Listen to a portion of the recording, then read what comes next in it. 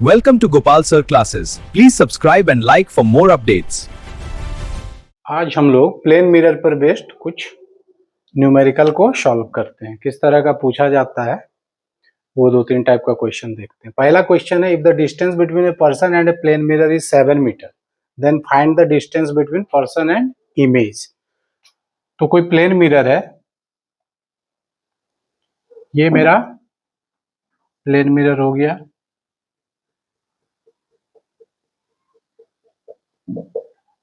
अब कोई पर्सन है इस पॉइंट पे, प्लेन मिरर से पर्सन का डिस्टेंस गिवन है 7 मीटर। तो हम लोग पिछले वीडियो में पढ़ चुके हैं कि सेम डिस्टेंस पे इमेज का फॉर्मेशन होता है। ये ऑब्जेक्ट है तो इमेज भी इसका बनेगा 7 मीटर पे ही बिहाइंड द मिरर।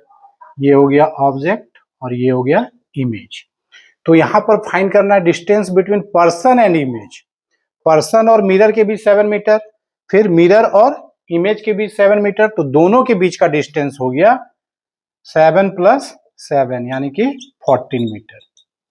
तो यहां पर ध्यान रखना है कि किसके बीच डिस्टेंस पूछा जा रहा है। तो यहां पर हम लोग ऑब्जेक्ट और इमेज के बीच का डिस्टेंस बताना था। इसी तरह से पूछ देगा मिरर और इमेज के बीच का डिस्टेंस, तो उसको ध्यान देके पढ़ना है। अब हम लोग सेकंड क्वेश्चन देखते हैं। If an incident ray makes 30 degree with mirror then find the value of angle of reflection. अब यहां पर है कि कोई इंसिडेंट रे जो है मिरर के साथ,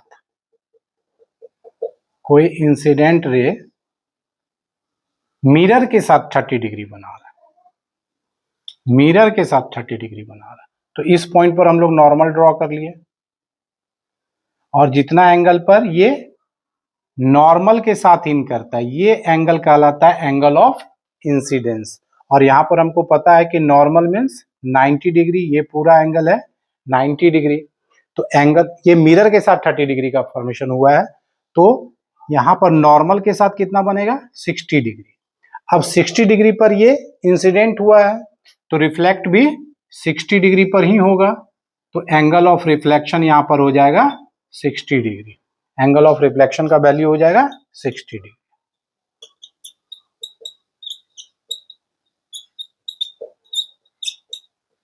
इज इक्वल टू 60 डिग्री। तो यहां पर मिरर के साथ बन रहा था, इसी चीज को थोड़ा सा ध्यान देके सॉल्व करना है कि किसके साथ एंगल का फॉर्मेशन हो रहा है, फिर जो एंगल फाइंड करना है उसको निकाल लेंगे।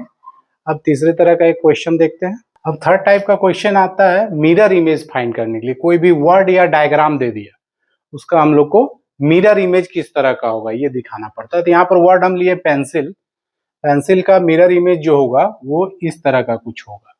अब इसको कैसे पता करेंगे, तो उसके लिए थोड़ा सा प्रेशर के साथ, यहाँ पर हम पेंसिल लिखे हुए हैं, थोड़ा सा प्रेशर के साथ इसको लिखेंगे कि इस तरह से लिखेंगे कि इसका प्रिंट जो है वो पीछे आ जाए।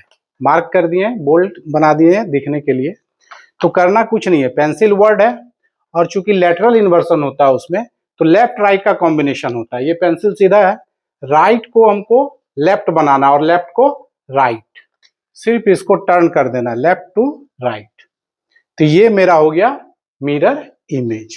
तो कोई भी डायग्राम हो या कोई वर्ड हो, इस तरह से हम लोग उसका मिरर इमेज बना सकते हैं। अब नेक्स्ट वीडियो में हम लोग स्फेरिकल मिरर्स के बारे में समझेंगे।